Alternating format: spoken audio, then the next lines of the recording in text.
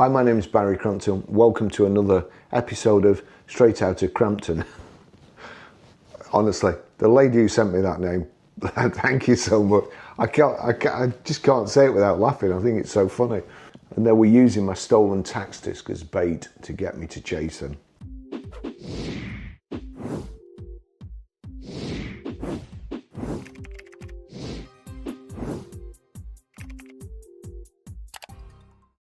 Anyway, this episode is called The Day I Blew a Gasket with the Tool Thieves. No one else had gone on the breakdown, so it was me who drew the short straw. I was only 17, and although I wasn't a mechanic, I'd been messing about with cars in the workshop since I was 12. I'd also just completed a full rebuild on the engine of my own Hillman Minx. That wasn't without incident. I hadn't got an engine hoist at home, so I lifted the engine out using a block and tackle slung from one of the two girders which supported the roof of our prefab garage. I had to lower it back in using the other one as the girder had bent so much that the roof nearly collapsed. I wasn't very popular with my dad. The car that needed the repair was a Hillman Imp, and it had broken down in a place called Crampton Farm in Liverpool. The owner had described the fault over the telephone, and we all concluded that the head gasket had gone. It was a, common thing on Hillman Imps. Blown head gaskets were very common on this particular type of car, and sometimes they needed the cylinder head skimming as the failure was due to the cylinder head having warped. If the head had warped, the car would need recovering back to our workshops, but the cheapest option was repairing it in situ. Crampton Farm was in Liverpool and about 30 miles away from us. I'd never heard of the place, but as soon as the mechanics were asked to go on the breakdown, they both shook their heads and said no way. I thought it couldn't possibly be so bad, and I was going to get paid, so I volunteered. I learned later that Crampton Farm was the equivalent of Tombstone in cowboy times. I would be as popular as Wyatt Earp, as the Scousers would pronounce it, and I would be armed only with a straight edge and feeler gauges to check that the cylinder head was within tolerance. A new head gasket and my toolkit. Repairs were fairly easy in those days, and you could pretty much dismantle and rebuild a complete car if you had a ratchet with a 10mm socket, a 13mm socket, a 17 and a 19, Phillips screwdriver and a hammer. I managed to put together a basic toolkit which comprised of not much more.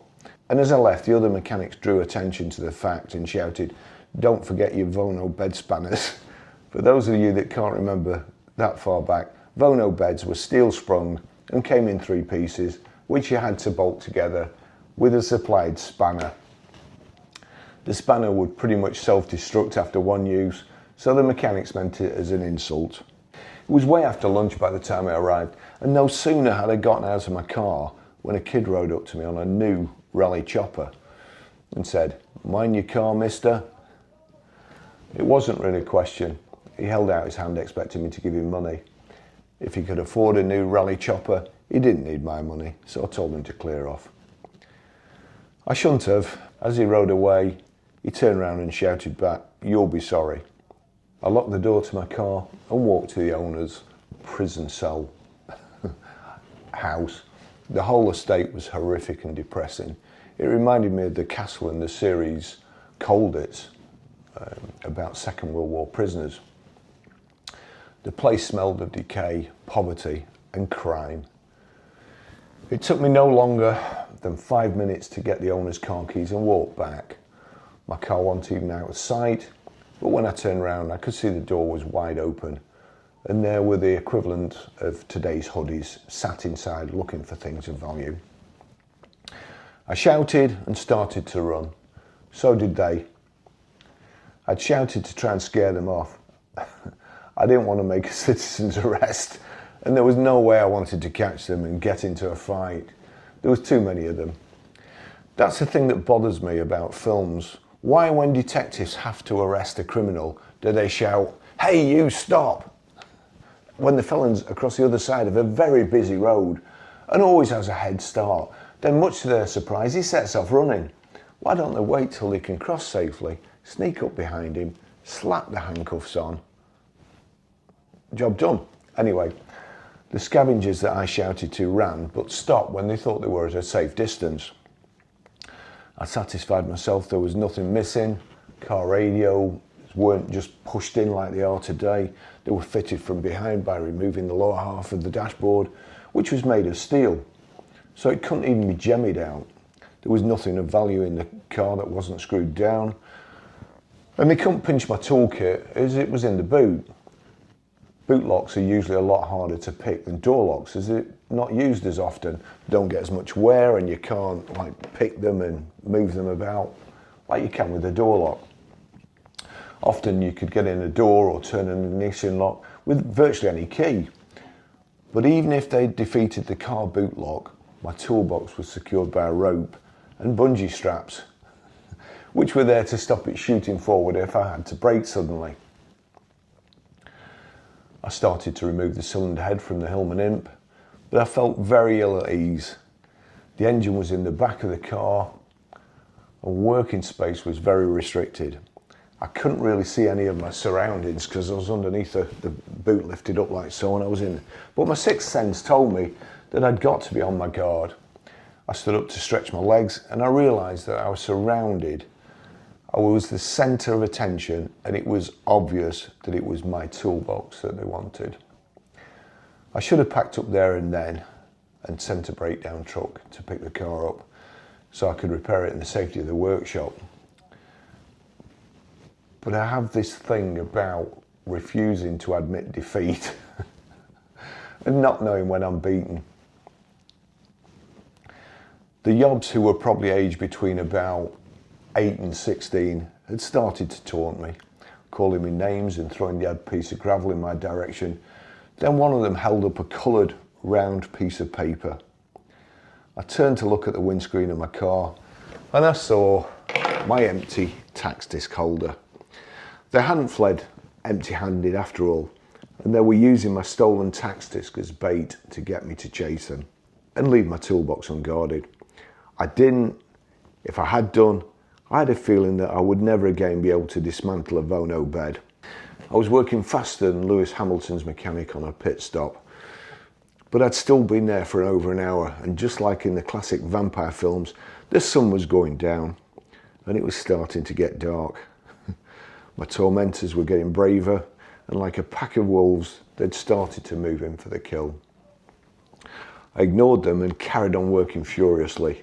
Incidentally, that's another thing that bothers me about horror films. Why do vampire hunters do that? Why don't they set their alarm for really early the next morning, stuff their pockets with garlic baguettes, put as many crucifixes on as they can stand up with, fill an Uzi 9mm machine pistol up with silver bullets, go round to Dracula's house, rip all the shutters off the windows, all the curtains down, then they've got all day to find his coffin. Let him have it with the Uzi at 1700 rounds a minute, and just to be on the safe side, drive a stake through his heart. The cyclist who'd offered me protection earlier had returned, but now there were two of them on the bike. The rally chopper had a two-seater saddle, and he was giving another lad a baccy. He wasn't the oldest, but he seemed to be the ringleader. I figured that his dad must be the toughest SOB on the estate. He kept riding past in ever-decreasing circles, just in case they tried to make a grab for my tools. I hooked my foot through the handle of the cantilever box. It was tremendously uncomfortable balancing on one knee with my other leg outstretched while leaning into the engine compartment. I needed a plan B. I won't be able to keep this up for too long. I saw what I needed, and my idea worked like a charm.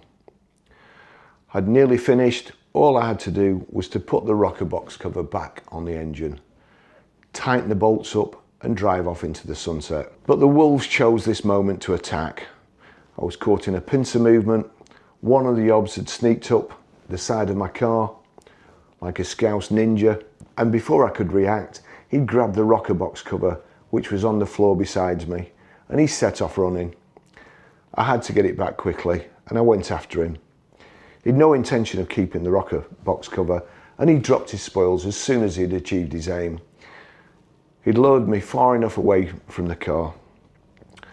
And he'd gotten far enough away from me to turn round, flick me the V's and laugh. The ringleader and his bike passenger were both cheering in victory as they took off behind me with my toolbox. The lad on the back was sat on the dual seat of the chopper with my toolbox resting in front of him. The ringleader was pedalling furiously, so I wouldn't be able to catch them. They managed to get about 10 feet before the rope, which had previously been used to secure my toolbox in the car boot, went taut and stopped them in their tracks. I tied it to the handle of my toolbox and the other end to the bumper of the Hillman Imp. Their chopper did a wheelie and the lad holding my toolbox was pulled clean off the back. His injuries were compounded when he landed on his backside and took the full weight of my toolbox in his groin. The ringleader also sustained a groin-related injury when he hit his wedding tackle on the ape hanger handlebars as he was catapulted over them. The rest of the watching gang seemed to take it in good spirits, and they were all roaring with laughter. It was a little while before the other two humiliated thieves managed to get to their feet, by which time I'd secured the rocker box cover, shoved the Hillman's car keys through the guy's letterbox, thrown my tools in the car, and even though technically I should have kept the revs below 3,000, as I was still running in the newly rebuilt and decoked engine of my Hillman Minx, I sped off at full chat, redlining it in every gear, and not daring to look in my mirror in case I was being pursued. With my next wage packet, I decided to add to my tool collection. And I bought the biggest, heaviest adjustable spanner that I could possibly afford. I still have it to this day, 50 years later, and I don't think I've ever had an occasion to use it. But then I didn't buy it to repair things with. I bought it for self-defense, in case I ever had to go back to Cantrell Farm. I also wear a crucifix around my neck. I'm an atheist and I don't believe in God, but you just never know when you might get called out in the middle of the night to repair a vampire's car. Thanks for watching. See you in the next video. Bye bye.